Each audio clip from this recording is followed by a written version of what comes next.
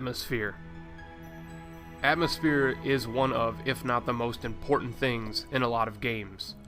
It is what sets the tone for this next several hours.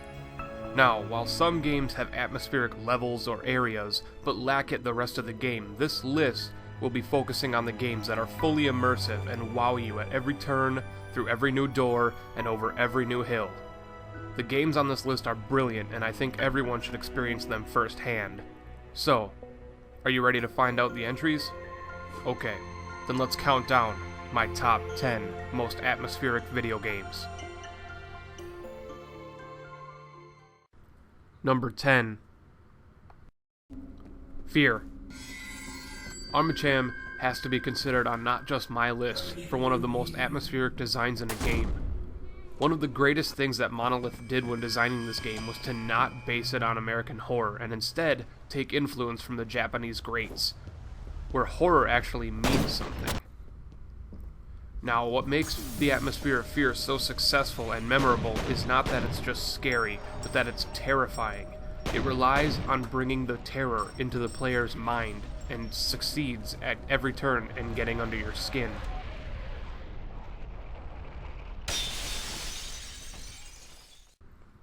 Number 9.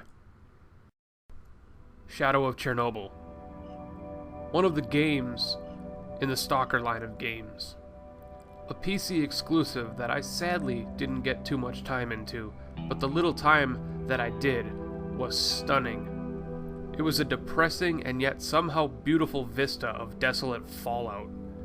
I wish I had more to say in regards to the game, but like I said, I was unable to dive into the game like I wish I could.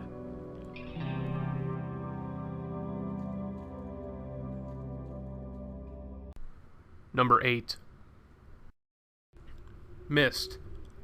Myst is one of those games that you really cannot successfully explain to the generation of gamers that we have today. It has no guns, it has no quests, it has no manual, it has no dialogue, and for God's sakes, it has no space marines. Myst was a game all on its own. If you tried to tell people who never heard of it what it was, you'd be plagued with questions like, what's the point? No space marines, and that's a game? But I believe when a game gets shipped with an empty notebook so that every player can make their own notes on it, it's fantastic. Get Myst today to find out why it's on this list. Number 7.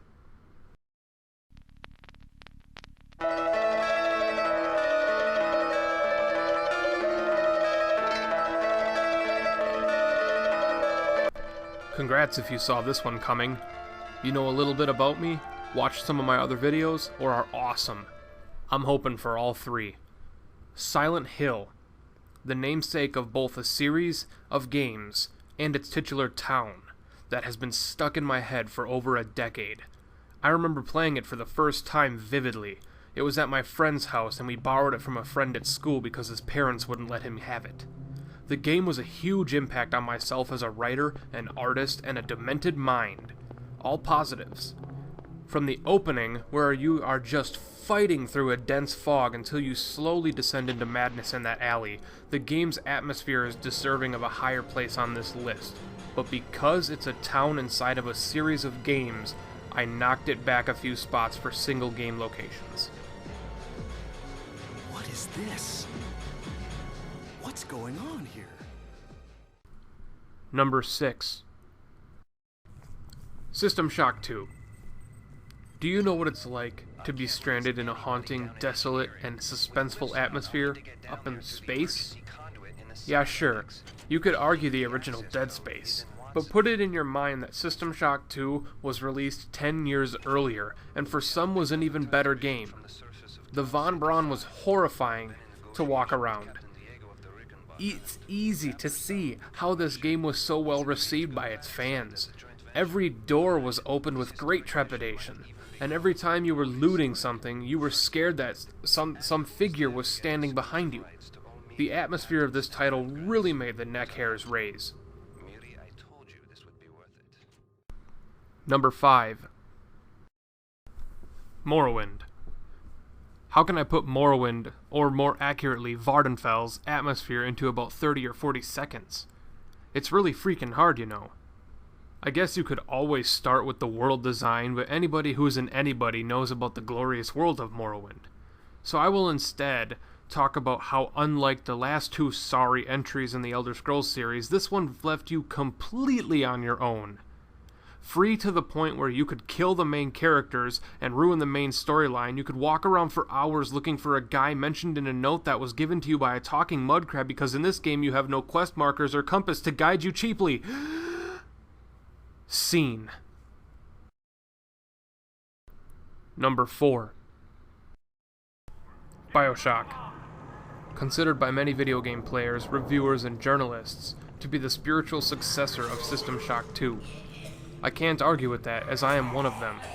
It is easy to see how the game took influence after all, but in comparison to the Von Braun, Rapture takes the whole damn wedding cake and atmosphere. Random encounters, events, and of course the big daddies just walking around with little sisters waiting to beat you up.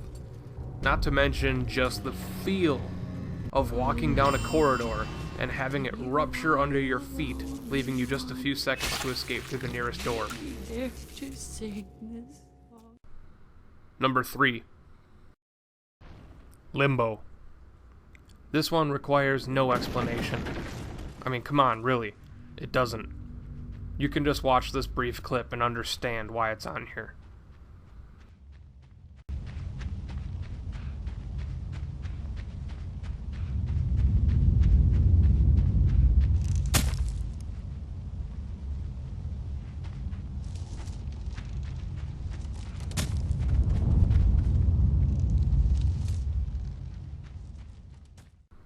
Number 2. Shadow of the Colossus. Is it really a surprise that this one is on here? It's one of the greatest games of all time, from beginning to end. Not many games can say that. This game had one of the best overworlds I have ever seen and had the pleasure of being within. Yes, there was really not a whole lot to do in it aside from hunting the Colossi and finding the lizards, but my god was it fun to run around in, finding secrets and Easter eggs hidden completely away from the non-explorer types. You can rush through the game, true, but missing out on the Forbidden Lands is a mistake that many people I know were disappointed in themselves for doing. And number 1. Metroid Prime. For the sake of video length, my voice getting tired, and the fact that I shouldn't have to explain this one too much, I'm going to keep this entry very simple. Metroid Prime is arguably the greatest first-person game ever made, arguably the greatest Metroidvania game ever made, arguably the greatest exploration game ever made, arguably the greatest shooter ever made, and is the greatest Nintendo GameCube title ever made. There.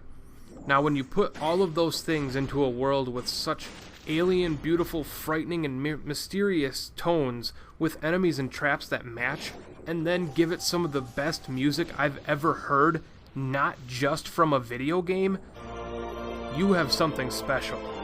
Well done, Nintendo.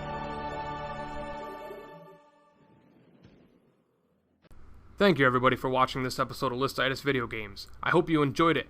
Remember to let me know what you think in the comments below. If you are feeling amaze-tastic, you can like, favorite, share it with your friends, and subscribe to the channel. All of these things are awesome and help support me in making more videos. Until next time, catch you later.